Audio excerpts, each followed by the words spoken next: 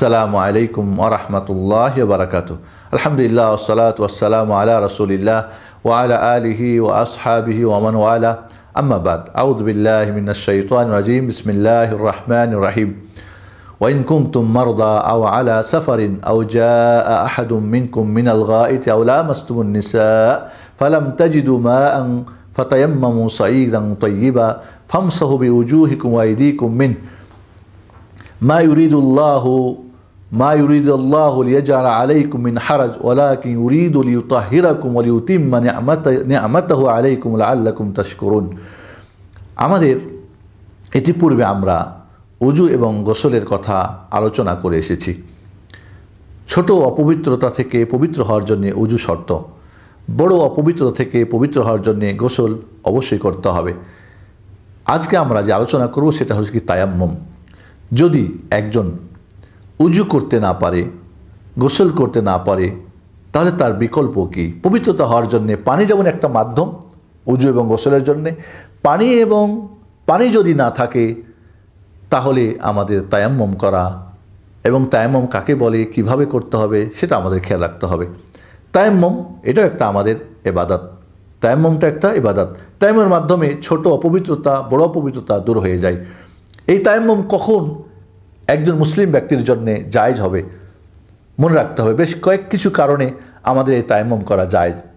প্রথমত, যদি পানি না পাওয়া যায়, একজন মানুষ অপবিত্র হয়েছে, ছোট অপবিত্র অথবা বড় অপবিত্র, গোসল ফরজ হয়েছে অথবা উজু তার প্রতি ফরজ হয়েছে, এখন তাকে উজু করতে হবে বা গোসল করতে হবে, এবং এমন একটা পরিস্থিতি যেখানে সে পানি পাচ্ছে না, সফরে আছে, এমন এক জায়গায় আছে পানি পাচ্ছে না, নাম্বার ওয়ান। নাম্বার টু, পানি আছে কিন্তু এই পানি পান করার পানি আছে, যদি গোসল করে ফেলে, উজু করে ফেলে, তাহলে তার পান করার পানি শেষ হয়ে যাবে। অথবা পানি আছে কিন্তু পানি ব্যবহার করলে তার অসুখ হয়ে যাবে বা অসুখ বেড়ে যাবে বা অসুখ ভালো হতে দেরি হবে। পানি আছে কিন্তু প্রচণ্ড ঠান্ডা পানি, এই পানি গরম করার মতো কোনো সুযোগ নেই। এই প্রচণ্ড ঠান্ডাতে পানি ব্যবহার করলে তার অসুস্থ হয়ে যাওয়ার, এমনকি মরে যাওয়ার আশঙ্কা থাকতে পারে। পানি আছে কিন্তু পানি পর্যন্ত যেতে হলে রাস্তায় হয়তো তার দুশমন রয়েছে, তাকে ধরে হয়তো মেরে ফেলবে বা তা বেঁধে ফেলবে বা তার কোনো বিপদ হয়ে যাবে। পানি আছে কিন্তু পানি যথেষ্ট না, উজু বা গোসলের জন্য অল্প পানি আছে। পানি আছে কিন্তু এই পানি কি বলে আপনার ক্রয় করার মতো তার কাছে টাকা নাই, পয়সা নাই, কিনবে যে পয়সা নাই, এবং ফ্রি পাবে এ ধরনের কোনো সুযোগ নাই। মোট কথা, পানি যদি না পাওয়া যায় অথবা পানি ব্যবহারে সমস্যা থাকে, বিশেষ করে বন্ধের ব্যাপারে অনেক সময় ফরজ গোসল হয়েছে, গোসল করতে হবে, মাথা ভিজালে, গা ভিজালে অ্যালার্জি আছে, হাঁচি পড়ে, চুল ভিজে গেলে মাথা ঠান্ডা লাগে, কষ্ট হয়। মোট কথা, এই সমস্ত যে কোনো একটা কারণ যদি পাওয়া যায়, সেটা উজুর ক্ষেত্রে হোক অথবা গোসলের ক্ষেত্রে হোক, তাহলে সেই মুহূর্তে ওই উজুর পরিবর্তে, গোসলের পরিবর্তে আপনার মাটি দিয়ে তায়াম্মুম করাই কি যথেষ্ট হয়ে যাবে। আল্লাহু আকবার। এটা হলো আমাদের দ্বীনের একটা সুন্দর বৈশিষ্ট্য। একটা দিন যে আমাদের সহজ, আল্লাহ এই জন্য বলছেন মা ইউরিদুল্লাহু লিয়াজআলা আলাইকুম মিন হারাজ। আল্লাহ রাব্বুল আলামিন আমাদের প্রতিদিনকে কঠিন করতে চান না, সংকীর্ণ করতে চান না, বরং আল্লাহ রাব্বুল আলামিন ওয়ালাকিন ইউরিদু লিইউতাহিরাকুম ওয়া লিউতিম্মা নি'মাতাহু আলাইকুম।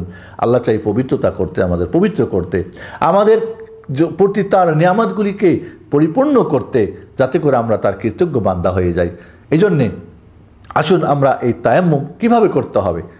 তায়াম্মুম আপনার গোসল ফরজ হয়েছে বা উজু ফরজ, উজু করতে হবে, পানি নাই, এই মুহূর্তে আছে, ব্যবহারের সমস্যা, তাহলে সব কারণগুলির কারণে আপনি এবার তায়াম্মুম করবেন। তায়াম্মুম করার পদ্ধতি হলো, প্রথমে আপনি নিয়ত করবেন, কারণ এটা একটা ইবাদত। আপনার ছোট অপবিত্রতা দূর করার জন্যে, বড় অপবিত্রতা দূর করার জন্যে নিয়ত করবেন। নিয়ত করার পরে এবার আপনি বিসমিল্লাহ বলবেন। বিসমিল্লাহ বলার পরে এই হাত দুইটি মাটির উপরে একটা এভাবে আমরা বাড়ি মারব।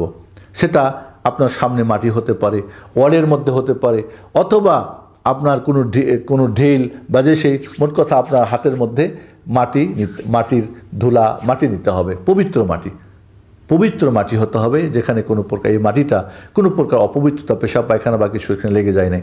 পবিত্র মাটির উপরে আপনি এবার একটা এভাবে বাড়ি দিবেন। বাড়ি দেওয়ার পরে এবার আপনি হাত দুইটা কী করবেন, এইভাবে ঘষে নেবেন। ঘষে নেওয়ার পরে, মলে নেওয়ার পরে হালকা ফু দিয়ে আপনি অতিরিক্ত ধুলাটাকে উড়াই দেবেন। উড়িয়ে দেওয়ার পরে এরপর আপনি কি করবেন, এই হাত দুইটা মুখমণ্ডলের মধ্যে উপরে মাসা করতে হবে। মাসা করার পরে যখন আপনার মুখমণ্ডল মাসা হয়ে গেল, এরপর আপনার বাম হাতের এই তালু দিয়ে ডান হাতের অঞ্জলির ওপর দিক থেকে এইভাবে আপনি টান দেবেন। আর ডান হাতের তালু দিয়ে বাম হাতের এই যে আপনার কি বলে এটাকে কবজির ওপর পর্যন্ত এখান থেকে নিয়ে এবার আপনি এভাবে টান দেবেন। এভাবে আপনার মাসে হয়ে গেল। আপনার উজুর কাজ হলে উজুও হয়ে গেল, উজু নিয়ত থাকলে, আপনার গোসলের নিয়ত থাকলে গোসলও হয়ে গেল। এবার আপনার যে সমস্ত বাধা নিষেধ ছিল বা যেগুলি কাজ করতে উজু শর্ত, গোসল শর্ত, সেগুলি আপনার হয়ে গেল। আল্লাহু আকবার! কত সহজ হয়ে গেল আমাদের। তাহলে এইভাবে তায়াম্মুম একবার হাত মেরে হাত দুইটাকে এভাবে ঘষে দিয়ে ফু দিয়ে আপনি ধুলাগুলি উড়াই দিয়ে মাথা, মুখমণ্ডল আপনি মাসে করেন। এরপরে বাম হাতের তালু দিয়ে ডান হাতের অঞ্জলির এই আপনার কি বলে কবজির ওপর থেকে নিয়ে এই পর্যন্ত আপনি টান দেন। আর বাম হাতের পেট দিয়ে এবার বাম হাতের অঞ্জলি দেন, আপনার মাসে হয়ে গেল। এইভাবে আপনি এবার কোরআন পড়তে পারবেন, কোরআন স্পর্শ করতে পারবেন, কাবা ঘরের তওয়াফ করতে পারবেন, আপনি এবার নামাজ পড়তে পারবেন। আপনার গোসল এবং উজু যেটাই নিয়ত করবেন দুইটাই হয়ে যাবে। কেউ যদি উজু এবং গোসল দুইটাই দরকার হয় এভাবে তায়াম্মুম করে, তাহলে তার উজু গোসল দুইটাই হয়ে যাবে, আদা হয়ে যাবে ইনশাআল্লাহ। তাহলে এইভাবে যখন তায়াম্মুম হয়ে গেল, আপনার জন্যে সহজ হয়ে গেল যে আপনার এইভাবে যদি আরেকটা কারণ আমরা বলতে ভুলে গেছি, পানি আছে কিন্তু উজু করতে গেলে আপনার নামাজের সময় শেষ হয়ে যাবে, সেক্ষেত্রেও তাড়াতাড়ি করে তায়াম্মুম করে আপনি নামাজ পড়ে নেন। আমাদের একটা কথা মনে রাখতে হবে, তায়াম্মুমের ক্ষেত্রে আমাদের দুইবার মারতে হবে মাটিতে, একবার মুখের জন্য, একবার একের কোণই পর্যন্ত। হাদিসটা গ্রহণযোগ্য না, সহি না, এটা দুর্বল হাদিস। এজন্য সহি হাদিস হলো শুধু মুখমণ্ডলে এবং হাতের কবজি পর্যন্ত মাসে করলেই হয়ে যাবে। এখানে আরেকটা জিনিস মনে রাখতে হবে, যদি মাঝে মধ্যে কেউ আগে হাত মাসে করে, বাড়ি মারলো এইভাবে, এরপরে ঘষে নিয়ে আগে ডান হাত, এরপরে বাম হাত, এরপরে মুখ মাসা করলো, এটাও আল্লাহর নবী আলাইহিস সালাম করেছেন, সহিহ হাদিসে প্রমাণিত আছে। এটাও যদি মাঝে মাঝে এই পদ্ধতি কেউ গ্রহণ করে, তবু তার তায়াম্মুম হয়ে যাবে। তায়াম্মুম যখন শেষ হয়ে গেল, এরপরে উজুর পরের যে দোয়া, সেই দোয়া বলবে, আশহাদু আল্লা ইলাহা ইল্লাল্লাহু ওয়াহদাহু লা শারীকা লাহু ওয়া আশহাদু আন্না মুহাম্মাদান আবদুহু ওয়া রাসূলুহু আল্লাহুম্মা ইজআলনি মিনাত তাওয়াবিনা ওয়াজআলনি মিনাল মুতাতাহহিরিন। এইভাবে আমরা একই তায়াম্মুম দিয়ে একাধিক নামাজ পড়তে পারি, যদি কোনো কারণ, এই তায়াম্মুম ভঙ্গের কারণ যদি না ঘটে, অর্থাৎ পানি পাওয়া গেল তাহলে ভেঙে গেল, যদি এমন হয় যে অসুখ ছিল ভালো হয়ে গেল, বা ঠান্ডা পানি গরম করার সুযোগ হয়ে গেল, মোট কথা যে সমস্ত কারণ ঘটলে বা ফরজ গোসল আবার ফরজ হয়ে গেল, তাহলে আবার তাকে তায়াম্মুম নষ্ট হয়ে গেল বা উজু নষ্ট হয়ে গেল, তাহলে এই তায়াম্মুম দ্বারা আপনি একাধিক নামাজ আদা করতে পারবেন, যেভাবে আপনি উজু দ্বারা একাধিক নামাজ আদা করতে পারেন। তায়াম্মুম উজুর স্থলাভিষিক্ত, উজু দিয়ে যেমন এবং সব কিছু যেভাবে উজু দিয়ে একাধিক নামাজ পড়া যায়, এইভাবে তায়াম্মুম দিয়ে একাধিক নামাজ পড়া যাবে। যারা বলেছেন যে আবার নামাজের সময় প্রবেশ হওয়া শর্ত তায়াম্মুম করার জন্যে, আবার চলে গেলে আবার উজু নষ্ট, আবার উজু করতে হবে, এটা গ্রহণযোগ্য না। সঠিক যেটা হলো যে আপনার নামাজের সময় হয়েছে বা যে কোনো আপনি আগেও যদি উজু করেন, আপনি তায়াম্মুম করেন এবং একই তায়াম্মুম দিয়ে একাধিক নামাজ পড়েন, তাতে কোনো সমস্যা নাই ইনশাআল্লাহ। আল্লাহ রাব্বুল আলামিন আমাদেরকে এই জন্যে এইভাবে সহজ করে দিয়েছেন, আমরা এইভাবে তায়াম্মুম করে আমাদের বিকল্প ব্যবস্থা আমরা গ্রহণ করতে পারবো। অনেক বিশেষ দেখা যায় মানুষকে, অনেক বন্ধের দেখা যায় যে হয়তো গোসল করলে অসুখ হয়ে যাবে, এই জন্য ফজর হয়ে যাচ্ছে, সূর্য উঠে যাচ্ছে, গোসল করছে না, ওই দুপুরবেলা গোসল করে তারপরে নামাজ পড়বে না।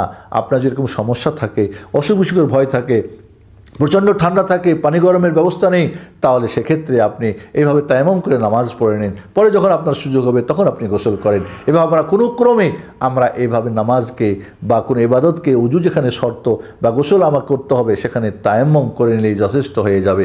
আল্লাহ রাব্বুল আলামিন আমাদেরকে তার এই সহজ বিধান মানার তৌফিক দান করুন, বুঝার তৌফিক দান করুন। আমিন।